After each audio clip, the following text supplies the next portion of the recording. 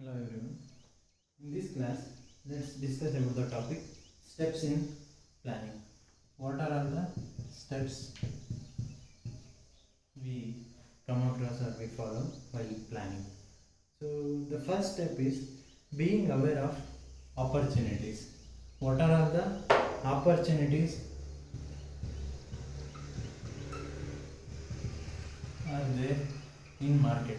Maybe in terms of competition, strengths and weaknesses and customer needs. And this is the foundation step of the entire planning system.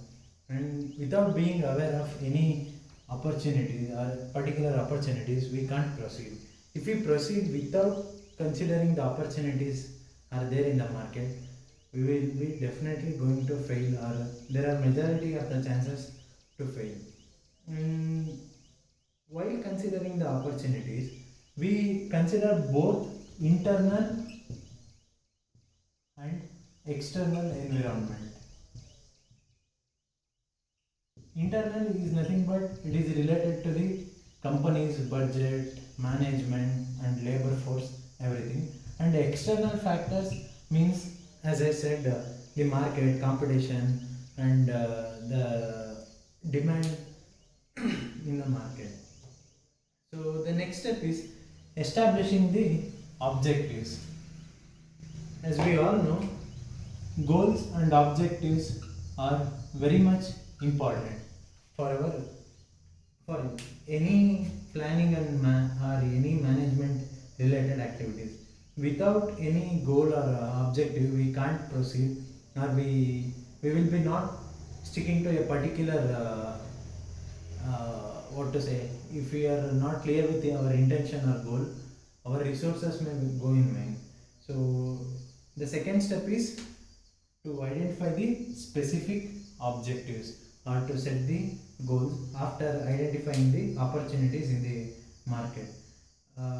In objectives, we discuss about what we want to accomplish, or what the company need to reach in the future. So where they want to see themselves in for the 5 years or 10 years or coming years. So usually we discuss or we describe the objectives of any particular company or organization by vision and mission. So as we all know, vision and mission will be there in any particular organization. For example, if you consider our college got a vision and mission. So you can see that near the notice board or the entrance of our college, and every particular department got separate vision and mission. So we work based on our vision and mission to achieve or accomplish that. So the next thing is considering the planning premises. So what are all the premises we deal with? There are it is further divided into three categories. While considering, there are three planning premises. In that, the first premises is internal and external.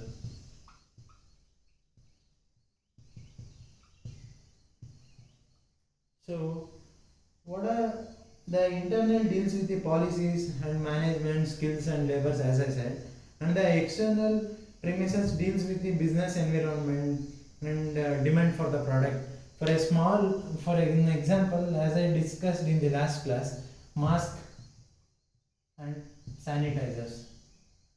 As of now, the mask and sanitizers are of greater demand because of the COVID situation.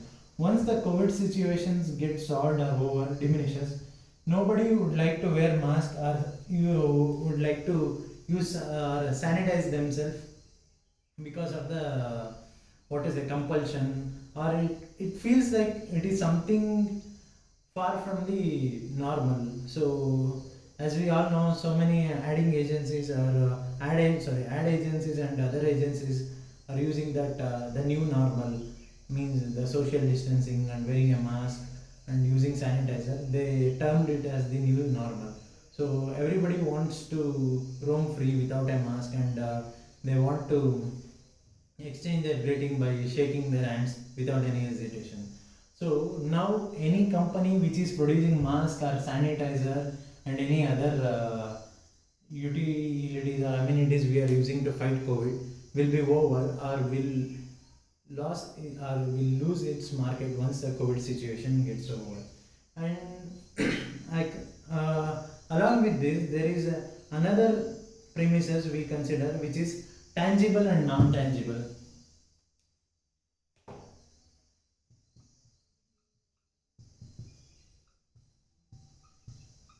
So, tangible and non-tangible means tangible premises are anything which is quantitatively measurable, which is known as tangible.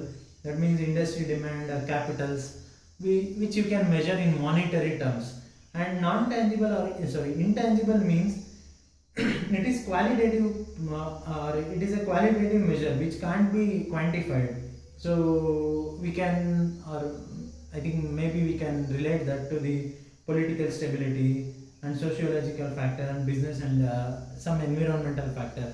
You can consider the corona as non-tangible amenities. We don't know when it is going to end or what it can do or what further proceedings or what are the further improvements in this area or what are the flaws or what are the advancement in this area.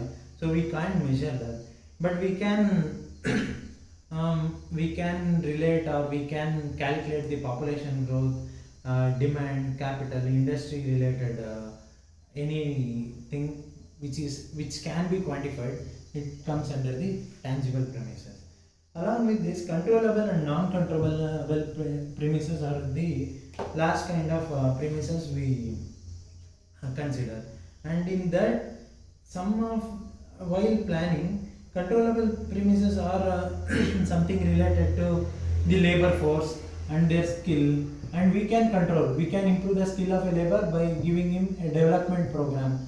In our area, we will be undergone to FDP. Undergone we will be having FDP, faculty development program, which increases the skill of a faculty, and that faculty, if the faculty skill increases, his teaching ability and his whatever improvement will be benefited to students and in turn benefited to the organization. If a faculty his skill gets improved, then he will deliver that or he will use that skill to enhance the skills of his students. So, which is in turn controllable.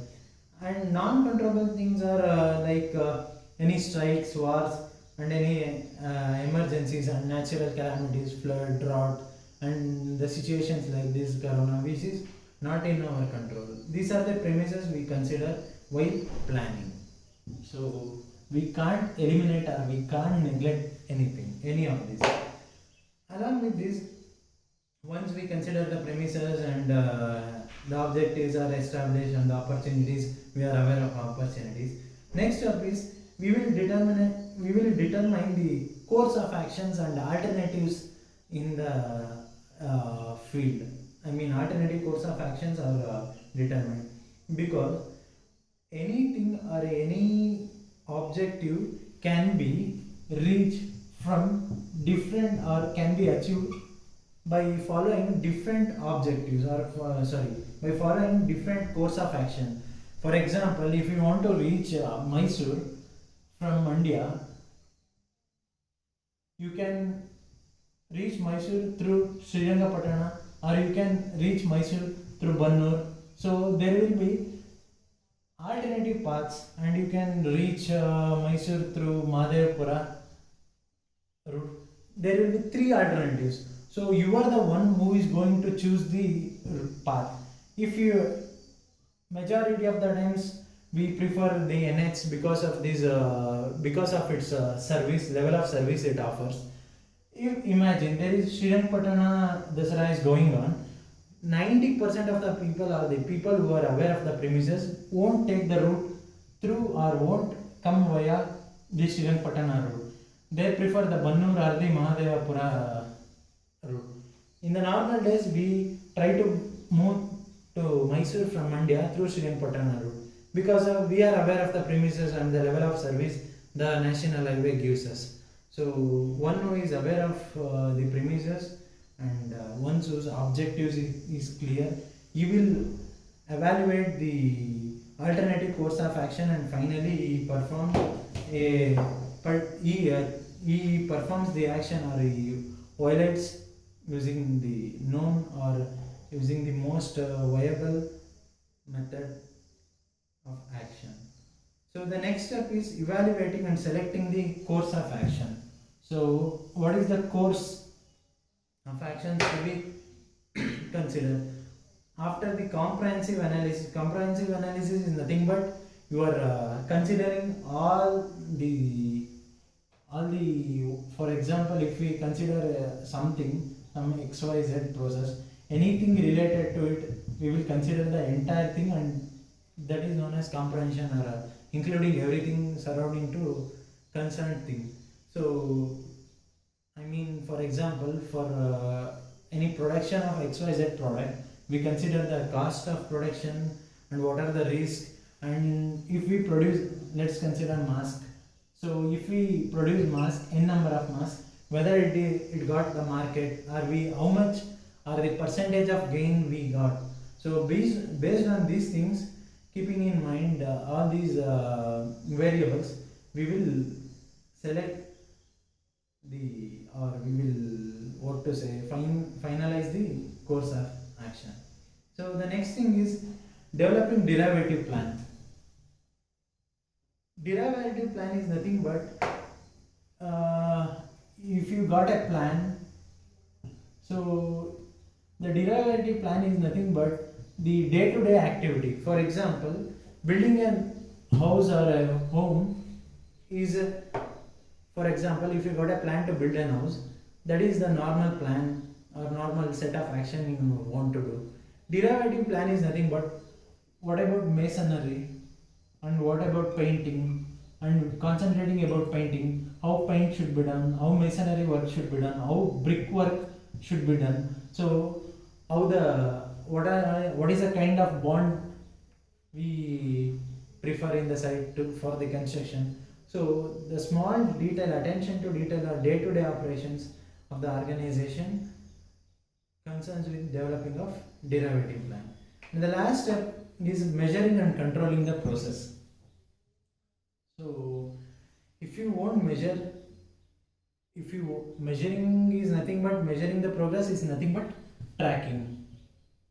So tracking what amount of work is completed. For example, if you got 3 months of period to complete any one set of activity, at the end of 15th day, what is the work done?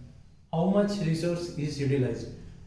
Based on the resource utilized, what is the output? Whether it is going according to our plan, or whether this set of actions or this course of action is going to take us or reach the end or the goal at the end of 3 months. We consider this, and if anything is going out of hand, or if any uncertainties are seen, we are going to change the plan, the original plan. So controlling is nothing but while controlling and measuring is nothing but while we track or while we measure, if anything goes or if we see anything unusual, or even though everything is going by according to plan, if we can't reach the objective at the end of our stipulated time, we are going to change the things, or we are going to divert or deviate or improvise, and finally we are going to achieve the particular objective set by an organization or any company.